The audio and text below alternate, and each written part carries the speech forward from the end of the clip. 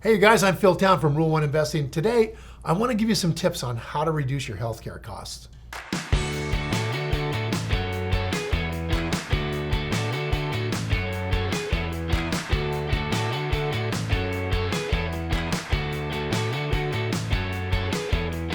Healthcare expenses continue to eat up the lion's share of most household budgets. In 2016, the average household saw a 6.2% increase in its healthcare costs compared to only 2.4% increase in total spending.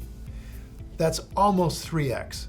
And although you can deduct medical expenses on your federal income taxes, this deduction applies only to expenses that exceed 10% of your adjusted gross income.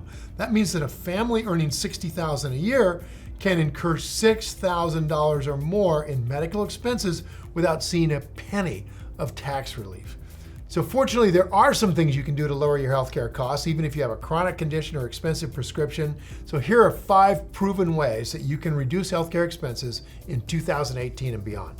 So first, use your powers of negotiation. If you've recently got a bill you can't afford to pay in one fell swoop, it's very likely your healthcare provider will work with you, often without charging you a penny in interest. Many doctor's offices and hospitals provide payment plans that can give you up to a year interest-free to pay off a really large medical bill in 12 or more manageable chunks. Now, of course, they're not going to tell you they'll do that, but they will. Alternately, you may be able to broker a discount for paying one lump sum in cash. We had a guy working for us who was basically a rodeo bull rider and a farm worker who his wife got into a really expensive emergency appendectomy. They sent these guys a bill for $35,000 and we went in and helped them renegotiate that because he was working for us. Went in and helped him renegotiate that. He ended up paying $5,000. So sometimes the negotiation can produce a really dramatic decrease. And what you can make available to them is both a time payment and an all-in cash payment. So in other situations, you might not be able to do that, but you might be able to negotiate a payment plan pre-treatment before you go in there, right? Before you buy the car. Most medical providers realize that not everyone has the cash available to pay costs before a procedure, and it'll work with you and your insurance company to coordinate payments that won't leave you stressing about bills while you should be focused on recovery. So that's a really good one.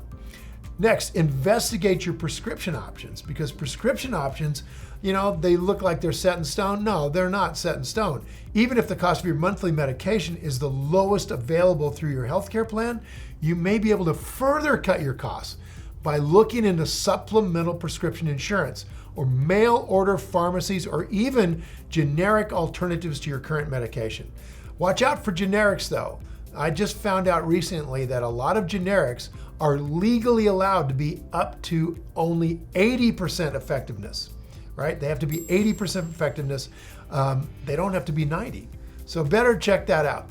It's also a good idea to have your medication regimen reviewed by your primary care physician at least once a year. Sometimes it's can be dialed down and save some dollars.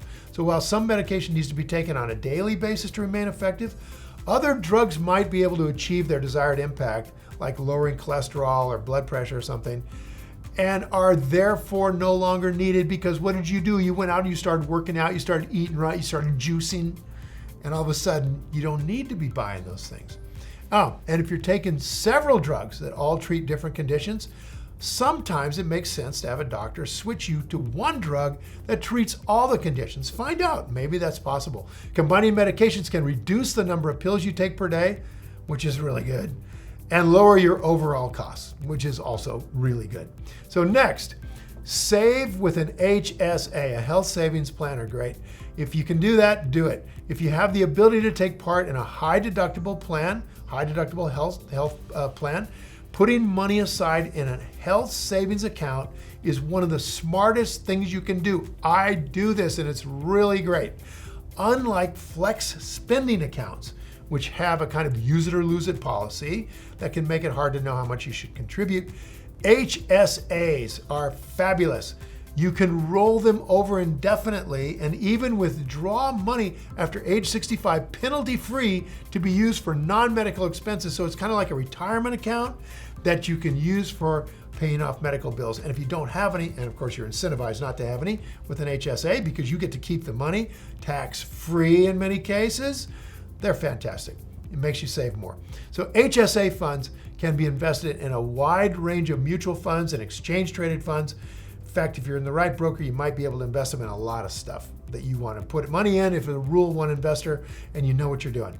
This allows you to pay today's healthcare expenses out of pocket while the best thing of all, you're growing your investments to pay tomorrow's expenses. And some of you, if that's only money you can save and invest, you're doing double duty. You've got your medical expenses covered and you're investing your money. Awesome. Next, try shopping around for quality care. It is possible to save thousands of dollars on major surgery or other procedures simply by shopping around. Even among physicians with the same city and the same health insurance network, costs can really vary dramatically. We found this out. It's really amazing how crazy it is within the same plan. So check it out. Getting a few quotes is a very pragmatic way to ensure that you're paying the lowest price you can for the kind of high quality care you want. It's also a good idea to look at both in-network and out-of-network providers if the deductible is the same for each. In other words, if your insurance plan is offering a 25% discount for you to use an in-network provider, but an out-of-network provider will perform the procedure for half the price, you still come out ahead financially by going out of network, which is pretty cool. Now, finally, always get a second opinion for multiple reasons. I got hurt playing polo. I went out and had a back looked at with an MRI. One doctor looked at it and said, oh, we're going to do this thing. And the other doctor said, no, that thing would have been a waste of money. It's a whole different problem. And he turned out to be right.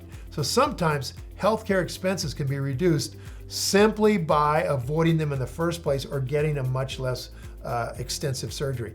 If you've been referred for costly diagnostic testing or an expensive elective procedure, it's a really important idea. Get a second and third opinion. They don't cost anything. There's just time before you go with the first doctor's recommendation. Absolutely required. You may find out that your condition is better managed through a wait and see approach. Doesn't cost you anything. Or you can have a lesser procedure performed, or this procedure is going to get performed at a lower cost just by going to another city or state. Very important to do that, you guys. Now, I'd love to hear from you. Have you tried any of these tips? Do you have any other tips to reduce your costs? Did your stuff work or how did it come out? Now, leave a comment below with your answer and I'll be sure to follow up with you. And thanks for watching. Now go play. Hey, you guys, if you enjoyed the video and you think it was valuable in teaching you more about how to reduce your healthcare costs, hit the like button for me, would you? And please share this video with your friends.